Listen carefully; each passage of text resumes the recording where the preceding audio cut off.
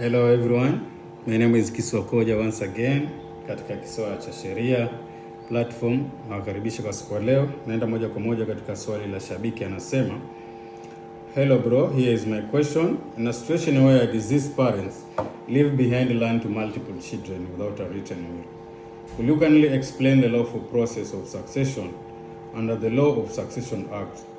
Particularly explain how administrators are appointed, how beneficiaries are identified, and whether all successors must be reflected in the title documents, or if representation by appointed administrator is legally sufficient. Kwa hiyo swali letu la ndugu yetu huyu Bakari, kwa jina Bakari, katika mtandao ule wa Facebook, anajaribu kutuulizia kuhusu taratibu wa kurithi mashamba ama mashamba ambao mwenye hayo mashamba siye Muislamu. Kumbuka tulizungumzia process ile ya urathi wa Kiislamu. Kwa hiyo ni nafasi tutaweza kuzungumzia urathi under the Law of Succession Act. Kwa hiyo kurithi katika njia hii ya Law of Succession Act, kitu ya kwanza kama vile nilivyosema kule, lazima kuwe na death certificate. Hii itathibitisha kwamba mwanzo huyu mtu amefariki. Then ndugu yetu ameuliza kwamba huyu mtu hajaandika will. Najua hili ni tatizo letu sisi wa hatuandiki will. Kwa hiyo kama hajaandika will tayari, itakuwa hii ni kurithi, inaitwa intestate. Sawa sawa.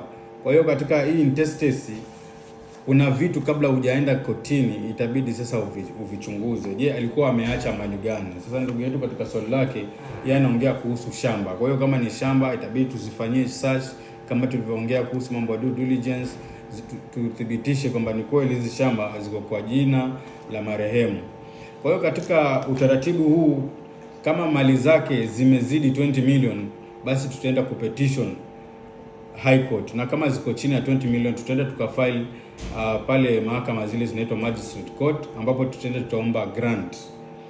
Hii grant ni ya wale watu ambao kwamba ya ule mtu ambaye kwamba atakuwa ana manage ile estate kwa niaba ya marehemu in the meantime, kwa sababu mara nyingi mtu akifariki huwa mandugu wanauza zile mali, wanaenda njia hii ambao sasa hiyo it's forbidden according to the Law of Succession Act.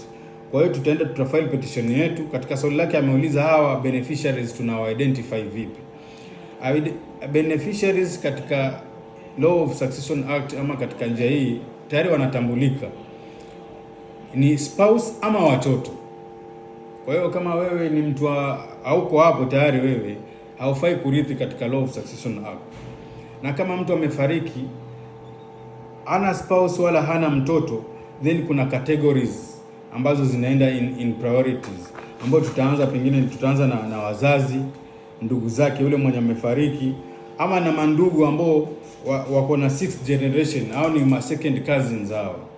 Kwa hiyo beneficiaries tayari wamekuwa identified kisheria kwamba ni spouse. Kama amefariki bibi, basi atakuwa bwana na watoto, na kama hao hawapo, basi wataenda kwa wazazi, tutaenda kwa mandugu, na tutaenda na wale second cousins. Na pia kama hawa pia wote hawapo, inamaanisha kwamba hii mali sasa itaenda katika public trustee. Kwa hiyo that's how beneficiaries identified. Na hawa beneficiaries huwa wanamtambua yule ambaye kwamba atawawakilisha, tunamuita trustees.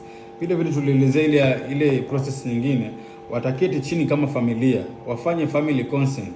Kama watoto ulivyosema kwamba ni wengi, kwa hiyo watachaguana kama watoto 5, basi wale 5 waandikwe kwenye title deed, kama 2 waende kwenye title deed, kama 3 waende kwa title deed, ama hata kama ni mmoja aende kwenye ile title deed.